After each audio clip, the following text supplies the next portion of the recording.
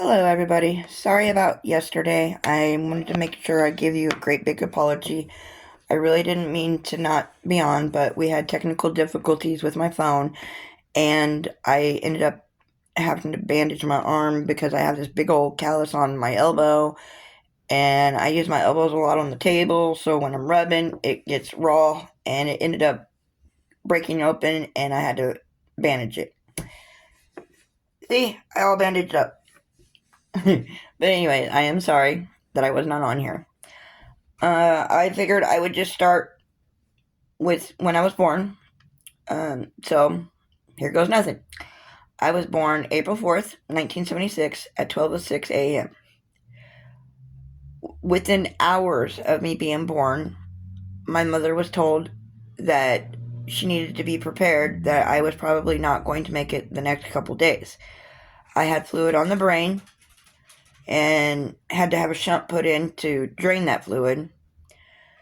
They ran tests, all kinds of tests on me for 3 days. She did not actually get to hold me until the third day because of all the testing and stuff, and they wanted to make sure that I was eating right and was able to, be okay.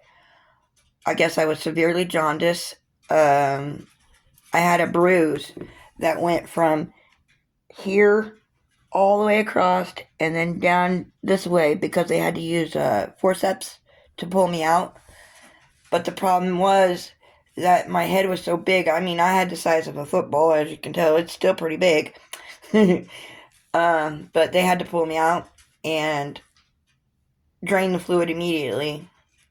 But they told her she should just go home because they didn't know for sure when or if I would be released from the hospital because of what I had. They didn't know what I had at the time. Like I said, it's a very rare disease, and only 1 in 3,000 births can get it or gets it. And from what studies I looked up, because I actually did a little research to see for myself, in 1976 they could not actually track how many cases of AMC there was. They rough estimated it like from 1 to 10,000 births that year, but they could not actually detect the exact amount because there are so many types of AMC. From what I have researched and read, there is over 400 types.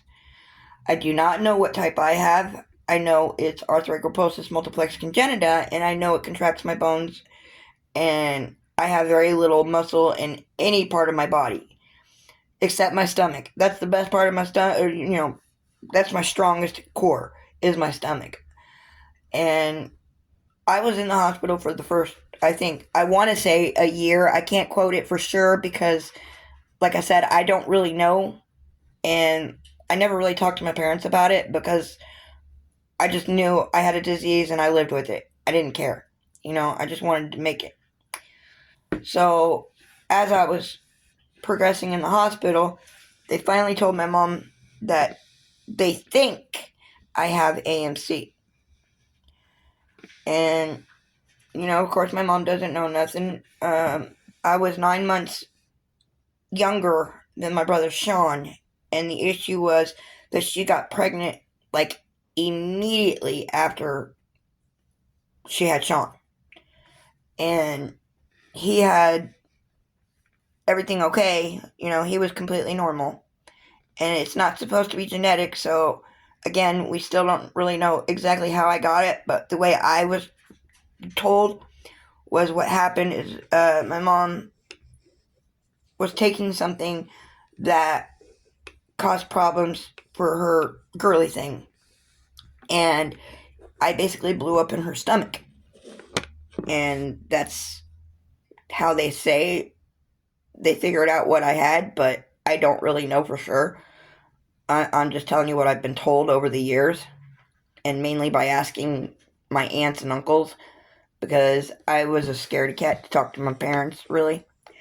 Not my dad so much. I love my dad, but he didn't tell me stuff like that. He never did. But my mom and me didn't really connect like most daughters and moms do. I was a porcelain doll, basically. I'll get into that later, but right now it's just, basically I just wanted to let you know that's how I found out about my disease, was basically my uncles and my aunts telling me that that's what I have.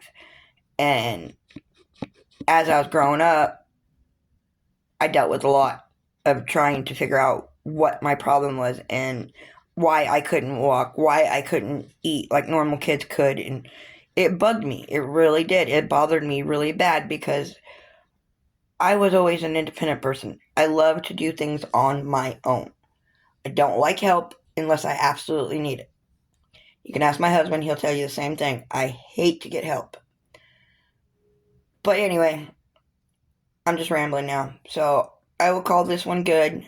But I just want you to know that I will be continuing to do the videos so that even if it doesn't help anybody out in the world, maybe it'll help me, because I have pent up emotions, and I don't know if it's considered because of my disease or if it's just me alone. I don't know.